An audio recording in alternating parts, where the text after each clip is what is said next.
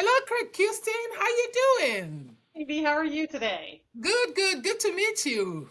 You too. I'm excited to be here today. Thank you so much. Yeah, yeah. Thank you for honoring our invitation. We are thrilled to have you in our podcast today. Yeah, today we're gonna look at your journey in Jumpstart People. I like the name. Thank you. Jumpstart People LLC is very good. I know because you help people get started. So it's very good. I like that. Your Absolutely. journey, your wins, your growth strategy, and how you got to where you are in your talent in the recruitment and talent management space. So that's Great. what we're going to do, and it's going to take us just 30 minutes and look at how the structure is going to be. First, you look at your background and the industry trend you're seeing. Then we look at your current challenges and your vision for Jumpstart People in next 12 months, 12 months. And then we'll wrap up by exploring any necessary step if necessary, if it makes sense. Okay. Does that sound like good use of our time? Great. Okay, okay. So before we dive in, so let's start. Okay. Can you please share a bit of about your role and how you fit into the big picture of Jumpstart People LLC? Yes, so I am actually one of the co-founders. Yeah. So we are about to hit our 1 year anniversary, and Oh. it has been a very exciting and great first year. We actually exceeded a lot of what we actually thought we would do in our first year. So we are very excited to head into year two. Great. And so, as a co-founder, my partner and I, we met in 2020, actually at the start of COVID, and Mm-hmm. never met each other live for almost a year after that, but only on screen, just as you Mm-hmm. and I are today. Yeah. And at that point in time, I was in operations. I was leading operations and the largest client we had in that organization at the time. And she was my HR business partner. Oh. So, and she was new to the organization and already been there for about 8 years. But she was, she and my finance partner were the most important people as I was leading that part of the organization. Awesome. And then through that year, I have had the opportunity and been super fortunate in my career to have operations training and HR in my background, as well as leading excellence teams. Okay. And so through that journey of leading operations, I decided, yeah, I don't want to do this anymore. And really went back to my passion and said, what I want to do is lead people Oh. and build those people functions out. That's where I am the most fulfilled. And Mm-hmm. so my partner and I made a decision in 2021 that one Awesome. day we were going to open our own business. And Wow. so over the course of the next 4 years, 3 to 4 years, we built out that plan while we were still working real day jobs. Yeah. And then in January of 2025, we launched the company. Oh, So, awesome. yeah. Awesome. That's great. What does a typical day look like for you? It's very dependent on the client. So we Okay. have 5 clients today. And Okay. Great. so some are fractional, where we are supporting as the fractional HR team, and it Okay. depends on which type that one is. So we have dedicated hours that we Mm-hmm. support. Mm-hmm. I'm also working on several projects around team development. We also do executive coaching and mentoring. Yeah. So I have some coaching sessions, I have some mentoring sessions because they're Yeah. different Great. as well as some of the just project work. So every day is different, which is very exciting and what we Yeah. wanted. Mm-hmm. And it's very tailored to whichever client we're working on and however I can help support them that day. Yeah. Great. That's very perfect. So, what's the major shift you're seeing in the industry right now? I would say, where we come from and our biggest passion is in the hospitality and service industry. Yet Mm-hmm. only one of our clients is actually in that industry, and the rest of our clients are in all different kinds of things. Mm-hmm. So I would still say, for our hospitality partners, it's still, how do you change and continue to morph post COVID? It was the Mm-hmm. first time ever the hospitality industry was really impacted in any of our lifetimes. It's Mm-hmm. normally one of the most resilient industries out there, and Yeah. it's still recovering, right? Yeah. It's still the talent coming back and making Mhm. sure that the people that were really impacted or their careers were stalled because they Yeah. were rift, or they were catapulted forward because they stayed and Yeah. they took on 3, 4, and 5 jobs. Oh, okay. So I think in that, when we're supporting our hospitality people, it's really focused on how do we help those in the positions today either get the skills that they needed and didn't have a chance to really hone those over the years. They were thrust forward. And so, how do we help reinforce those tools? And for those that got rift and have come back, how do we help them accelerate their careers for maybe the year or two that they lost? So I Oh, think we see that a lot in the hospitality side. And then in just general, I would say it's still around, how do you manage the bottom dollar and the mhm. results of an organization while not sacrificing the people? Yeah, And that's one of the reasons we left corporate America and to join and do our own thing is yeah, we want to work with people that truly believe that everyone can win, right? We are still very entrepreneurial in nature. We believe that you yeah, should be able to make money, but we are yeah, firmly grounded in the fact that that's not on the backs of the employees and that yeah, everyone can win. The shareholders can win, the company yeah, can win, and yeah, the employees can win all at the same time.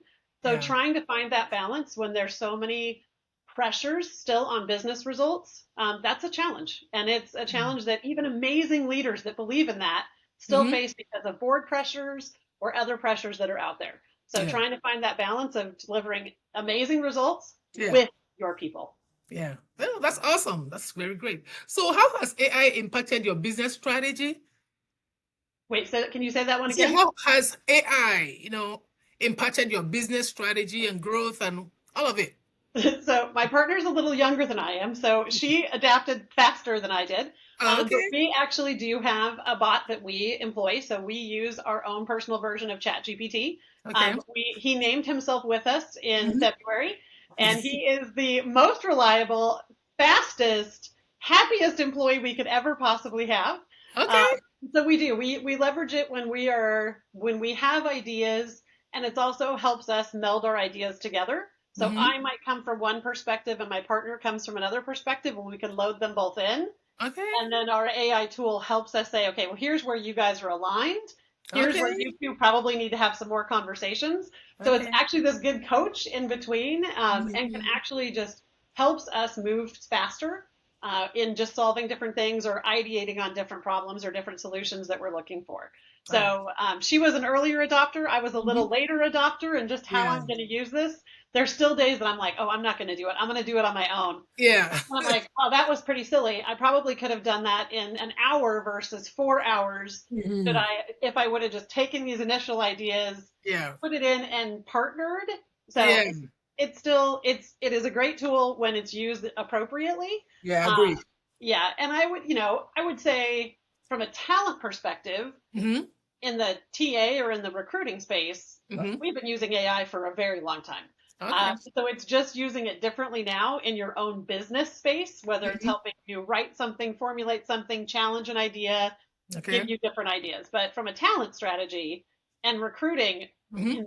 in most of the organizations I've had a chance to work with for the last, I don't know, probably 8 years, we've Okay. leveraged AI in helping in the recruiting space. So it's now just getting into all the other space of the business. Oh, that's very awesome. That's great. So, what is working well for you right now, and what has been frustrating? What's working really well is the relationships that we have fostered over 15, 20-year careers are coming forward. Um, four of our five clients that we built in our first year are people we have worked with or who have been our bosses or our Oh, employees in the past. yeah. And then the one that didn't come from that came from a referral from someone we worked with.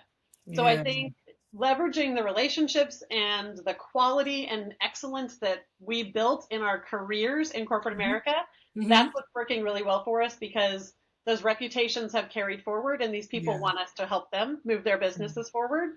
Yeah. I think the challenges are building out beyond the relationships that we have today. How Yeah. do we continue to sell ourselves Yeah. and learning that different muscle? It's one thing to be great in human resources and talent Hmm. development and anything around the human. Very different to be a salesperson. And you Yeah. have to wear both hats when you are an entrepreneur Yeah. and building your own company. So I would say us still continuing to build out our marketing campaigns. How do we reach who our buyers are? How do we spread the word of who we are and how we can best help those organizations? Okay. That's our challenge still that we're still facing. Yeah, that's it. But how do you currently measure your success in this area? Or yeah. So I think it'll depend. What we're looking at, because each of our engagements is so different. Hmm. If it is in coaching or mentoring someone, it is at the end of that 6 months engagement. How have they impacted their business? Mm-hmm. their organization themselves. So we're looking for the individual growth. Mm-hmm. When it's working on a large scale project for the organization, have we hit the milestones that we agreed on that they needed Okay. and, driven the business forward? So those are really, each of the milestones is very different, or the report cards and the KPI out of each engagement is Yeah. very different.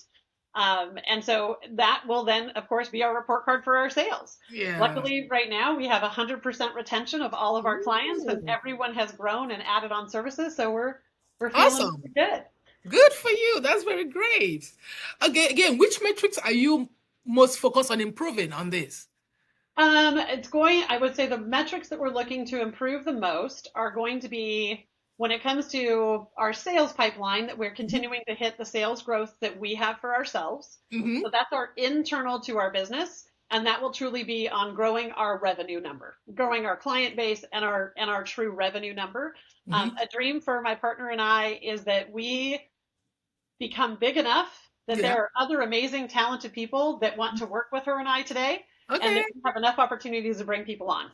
Oh, So, can we hire and employ amazing other people leaders because the work that we're doing? That would be yeah. another key metric for our business.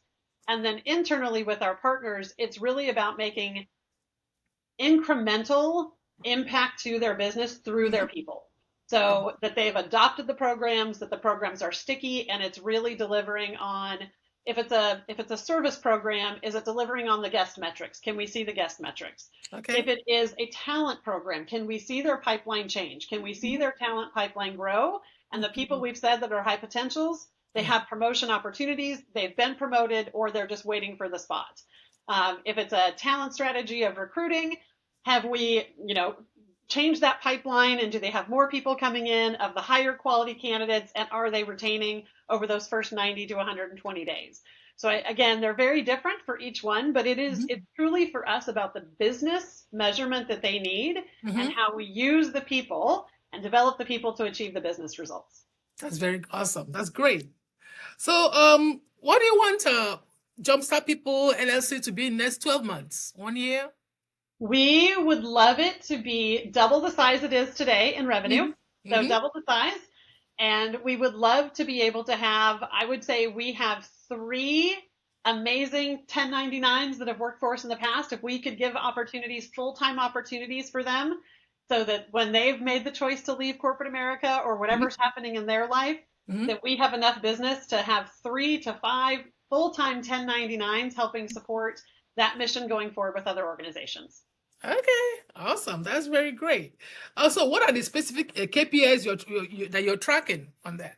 The specific KPI, I mean, I have them right here. Actually, it's we have them right here. So client retention is a Okay. big one. That we Mm-hmm. want 75% or higher of our client retention. That Mm-hmm. we want our revenue target to hit our revenue target. So this one is going to double what we did in year 2. That we also have products on the shelves. So that's another KPI for us. Mm-hmm. So that we actually want repeatable products on the Mm-hmm. shelf that we can. So if you have a situation, you don't need something uber customizable, but Mm-hmm. you need a leadership class around trust, building trust Yeah. amongst your team, that we have products that are sitting on the shelves that we can pull off and deploy to you as you need, and they are scalable for you.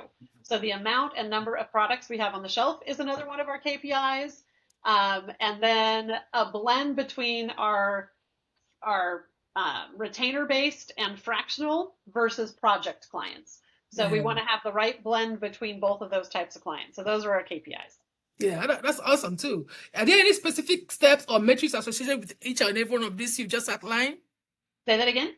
Is there any specific steps or metrics associated with one of these uh, KPIs you just outlined to me? Yeah. So we actually on my board right behind here. So Mm-hmm. we work in sprints. So my partner and I focus very tightly on working in the quarter and Mm-hmm. working on 13-week sprints.